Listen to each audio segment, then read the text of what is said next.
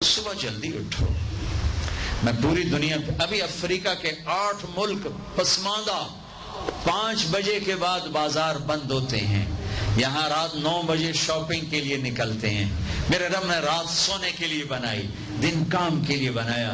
اتنی نحوست ہے کہ 12 بجے تک بازار نہیں کھلتے, 11 بجے تک بازار نہیں کھلتے. میرے نبی نے فرمایا جعلت البرکۃ فی بکور امتی, میری امت کی صبح کے وقت میں برکت دی گئی ہے. میرے نبی نے فرمایا صبح کے وقت میں رزق تلاش کرو, صبح کے وقت میں اپنے رزق کی طلب سے غافل نہ ہو, سو نہ جاؤ. اب سارا تاجر صبح سوتا ہے, ساری منڈیاں, سارے بازار رات 11 بجے تک کھلے ہوئے ہیں, بچوں سے دور, بیویوں سے دور. رات 11 بجے دکانیں چھوڑتے ہیں, 12 بجے کھانا کھاتے ہیں. بچے یا سو چکے ہیں یا اپنے ٹی وی پر مشغول ہیں. یہ 12 بجے کھانا کھا کے ہی سوتا ہے. سارا کھانا پیٹ میں زہر بنتا ہے, پھر پیٹ پھول پھول کے باہر. پھر جناب شیخ صاحب ٹردے جا رہے ہیں, آپ سجے پاسے دے پیٹ کھبے پاسے. اور پھر ڈاکٹروں کی چاندی, کسی کو بلڈ پریشر, کسی کو شوگر, کسی کو ہارٹ, کسی کو کچھ. یہ سب فطرت کی زندگی کو چیلنج کرنے کا. یہ ساری لوڈ شیڈنگ اللہ کی قسم ختم ہو جائے گی. شام مغرب پہ بازار بند کرو, صبح اٹھو. سارا یورپ, سارا امریکہ, سارا چائنا, سارا افریقہ میں جہاں پھر کر آیا ہوں, 5 بجے بازار بند ہیں, 9 بجے سناٹا ہوتا ہے, ہو کا عالم ہوتا ہے. تمہارے 9 بجے لبرٹی سے گزرا نہیں جاتا ہے. کیا ظلم و ستم ہے. نہ دین جانتے ہو نہ دنیا جانتے ہو, نہ تم دین کے واقف ہو نہ دنیا کے واقف ہو. دنیا سے بھی جاہل ہو, دین سے بھی جاہل ہو. دنیا کا بھی ظلم کر رہے ہو, دین کا بھی ظلم کر رہے ہو. لا سمرۃ بعد العشاء, میرے نبی نے فرمایا عشاء کے بعد کوئی مجلس نہیں ہے, سو جاؤ. تہجد میں اٹھو. 12 بجے کے بعد جو آدمی سوتے ہیں ان کے جسم کی ریپیئر ہوتی نہیں ہے.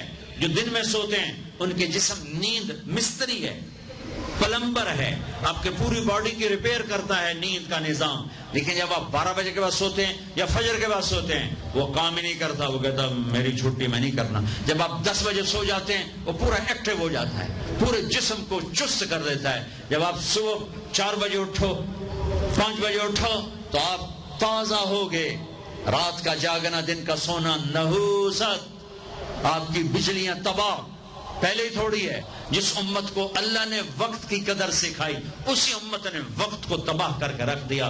اور جس امت کے پاس قرآن نہیں, نبی نہیں, انہوں نے وقت کو کیش کر کے تمہیں غلامی کا توق پہنا دیا اور دنیا کو لیڈ کرنے کی طاقت اللہ نے ان کو دے دی.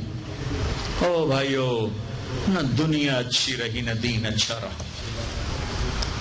رات کو جلدی سو, فجر پڑھی جائے گی آرام سے, تہجد پڑھی جائے گی آرام سے.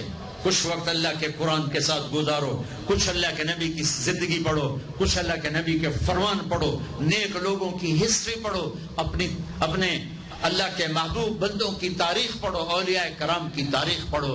اپنے ماں باپ کو عزت دو, شادی شدہ ہو بیوی کو عزت دو, بیوی خامد کو عزت دے, اولاد کو عزت دو, وہ عزت لوٹ کے تمہاری طرف آئے گی. یہ میرے نبی ایک پوری زندگی لے کر آئے, دنیا کا بھی بتایا, آخرت کا بھی بتایا, علاج بھی بتا گئے, کھانا بھی بتا گئے, زندگی بھی بتا گئے. اے میرے عزیزو, ایک خوبصورت زندگی ہے جس کو سیکھنے کی محنت ہو رہی ہے. یہ تبلیغ کا کام, اس کو سیکھنے کی ایک اچھی خوبصورت محنت ہے. پہلے بھی آپ کے پاس آتا رہتا ہوں, ماشاءاللہ آپ بڑے شوق سے آتے ہیں, اور ماشاءاللہ آپ کو دیکھ کر بڑی خوشی. مجھے اپنا کالج کا زمانہ یاد آتا ہے. ہم گورنمنٹ کالج لاہور میں اقبال ہاسٹل کے, پتہ نہیں اب کیا صورتحال ہے, بیچ میں ایک لان تھا گول, اس میں ایک پھٹی ہوئی چٹائی پڑی تھی, صف. میں نے وہاں کبھی نماز نہیں پڑھی, جتنا عرصہ رہا. 3 سے 4 لڑکے نماز پڑھتے ہوئے مجھے نظر آتے تھے. ان میں ایک کو میں اب بھی دیکھ رہا ہوں, سانولے سے رنگ کا, نام مجھے اس کو بھول گیا. وہ نماز 5 وقت کا نمازی تھا. وہ مجھے نظر آتے جاتے میں اسے دیکھتا تھا نماز پڑھتے ہوئے. اور ہماری مسجد جو ادھر کچہری گیٹ کی طرف تھی, ویرون کوئی لڑکا نماز پڑھنے نہیں آتا تھا، وہ اکا دکا. ایک لڑکی پردے میں نہیں تھی، حجاب میں نہیں تھی، ایک لڑکی. اور اب میں لمز میں گیا تو وہاں پورے برقعے میں نے بچیوں کو دیکھا، لمز میں، فاسٹ میں دیکھا، پورے برقعے میں نے لڑکیوں کو دیکھا، داڑیاں دیکھی. یہ سارے بچے یہیں کے پڑے ہوئے. میرے پورے گورنمنٹ کالج میں ایک لڑکے کی داڑھی نہیں تھی، صرف ایک لڑکے کی داڑھی تھی، نعیم الدین، جو ہمیں دعوت دیتا تھا، تبلیغ میں کھینچتا تھا اور ہر کمرے سے ذلیل ہو کے نکلتا تھا. میں نے خود اسے کئی دفعہ دھکے دے کے کمرے سے ذلیل کر کے میں نے اسے کیا، اور دھکے دے کر میں نے ایک دفعہ اسے کمرے سے نکالا. ایک لڑکا داڑھی والا تھا. لیکن آج فصل بہار ہے، اتنے ہزاروں بچے بچیاں اللہ کی بات سننے کے لیے ہیں. اللہ کے فضل سے اگر برائی کا گراف اپ ہے تو نیکی کا بھی اپ جا رہا ہے، نیکی کا بھی اپ جا رہا ہے. اپنے نبی کی زندگی پڑھو، اس کی سیرت کو سامنے رکھو، اور جو پیچھے گزر جائے گا اس پہ توبہ کر لو. آپ توبہ کرو گے اللہ آپ کے پچھلے سارے معاف کر دے گا. اور جب اللہ آپ کو چھٹیاں دیں تو تبلیغ میں وقت لگاؤ. آپس میں لڑے ہوئے ہو، صلح کر لو. یہ میں ہر جگہ کہتا ہوں، آپس کی لڑائیاں تباہ کر دیتی، آپس کی نفرتیں تباہ کر دیتی، آپس کے اختلاف ہلاک کر دیتے ہیں. میں تم سب بچوں کے سامنے ہاتھ جوڑتا ہوں، نوجوانوں، کسی سے تم لڑے ہوئے ہوگے، کسی سے تمہارا بول چال بند ہوگا، کوئی بیوی سے نہیں بولتا ہوگا، کوئی بیوی خامد سے نہیں بولتی ہوگی، کوئی ماں باپ اولاد سے نہیں بولتے ہوں گے، کوئی اولاد ماں باپ سے نہیں بولتے ہوں گے، کوئی بھائی بھائی نہیں بولتے ہوں گے. یہاں سے اٹھتے ہی صلح کر لو، صلح کر لو، صلح کر لو. محبت سے رہو، اختلاف کرو، محبت سے رہو. مذہبی اختلاف کرو، سیاسی اختلاف کرو، محبت سے رہو. سیاسی اختلاف یہاں تک نہ جائے کہ ایک دوسرے کو چور ڈاکو کہنا شروع کر دو، اور مذہبی اختلاف یہاں تک نہ جائے کہ ایک دوسرے کو کافر کہنا شروع کر دو. یہ بڑا ظلم و ستم ہے، بڑا ظلم و ستم ہے. اور میں 5 انگلیاں برابر نہیں، اللہ کا فضل ہے، میرا دیس اہل خیر سے بھرا ہے، علماء راسخین سے بھرا ہے، معتدل علماء سے بھرا ہوا ہے. لیکن میرے خطیب، میرے دیس کے اکثر خطیب، وہ آگ لگا رہے ہیں، وہ آگ لگا رہے ہیں، وہ آگ لگا رہے ہیں. وہ دین کے نام پر فرقہ واریت کو ہوا دے رہے ہیں. ان شعلوں کو ہوا مزید لگ گئی تو خود بھی جل جائیں گے اور انسانیت بھی جل جائے گی. جب آگ بلند ہوتی ہے تو پھر اپنے برائے سب اس میں جلتے ہیں. تو میں آپ سب بچوں سے کہوں گا، اختلاف ایک فطری چیز ہے، لیکن اسے دین کا اختلاف ایسا نہ پہنچاؤ کہ سلام کرنا چھوڑ دو، کافر کہنا شروع کر دو، ایک دوسرے کے پیچھے نمازیں پڑھنا چھوڑ دو، اور یہاں تک پہنچ جاؤ کہ اگر اس سے مصافحہ کرو گے تو نکاح ٹوٹ جائے گا. میں بڑے درد سے بتا رہا ہوں، میرے پاس ایک کلپ آیا، اب تو میں نے واٹس ایپ بھی بند کر دیا، اپنے میسج بھی بند کر دی، کہ نہ ہمیں فون استعمال کرنے کا سلیقہ ہے، نہ معاشرت کا سلیقہ ہے. 2-4 دفعہ کال نہ اٹھاؤ تو میسج آ جاتا ہے، بڑے مغرور ہو گئے ہو، بڑے متکبر ہو گئے ہو، غریبوں کا فون نہیں اٹھاتے ہو.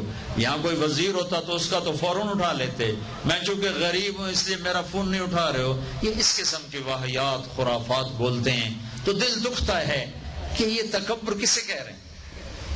ایک ہاتھ سے مصافحہ کر لو، بڑا متکبر ہے. ایک ہاتھ سے مصافحہ کرتا ہے، سب سے 4 انگلیاں دیتا ہے، دونوں ہاتھوں سے مصافحہ نہیں کرتا. ارے بھائی، ایک ہاتھ سے مصافحہ بھی سنت ہے، دونوں ہاتھوں سے بھی سنت.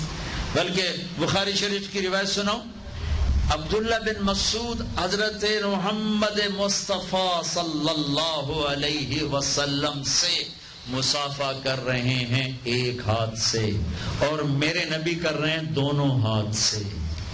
اگر ایک ہاتھ سے مصافحہ کرنا بے ادبی ہوتی، تکبر ہوتا، تو ابن مسعود جیسی ہستی ایک ہاتھ سے مصافحہ کرتا. میرے نبی کبھی 2 ہاتھ سے کرتے تھے، کبھی ایک ہاتھ سے کرتے تھے، کبھی نہیں کرتے تھے، خالی سلام کر کے چلے جاتے تھے. لیکن ہمارا عجب نظام ہے، ایک آدمی 1000 آدمیوں سے روز مصافحہ کرتا ہے، وہ ہر دفعہ کیسے یوں کرے گا؟ بھائیو، آداب معاشرت کا ہی نہیں پتا، آداب معاشرت کا ہی نہیں پتا. اس فون نے زندگی برباد کر دی. میں ہر بیان میں کہتا ہوں یہ ضرورت کی چیز ہے. کھاتے ہوئے ظلم ہے اللہ کی قسم تمہارا اپنے اوپر کہ تم ایک ہاتھ سے فون سے ایک ہاتھ سے کھانا کھا رہے ہو. کتنی دفعہ میں نے ان کے ہاتھوں سے فون چاہوں پاگل ہو اس پیسے نو اگلا دو جو تھوڑی مت مار دے. فون ٹوائلٹ میں سودا کر رہا ہے، چکا لے، مال چکا دیا جے، وہ پھٹے منہ تیرے سودے دا، وہ تو وہ کام کر جڑا کرا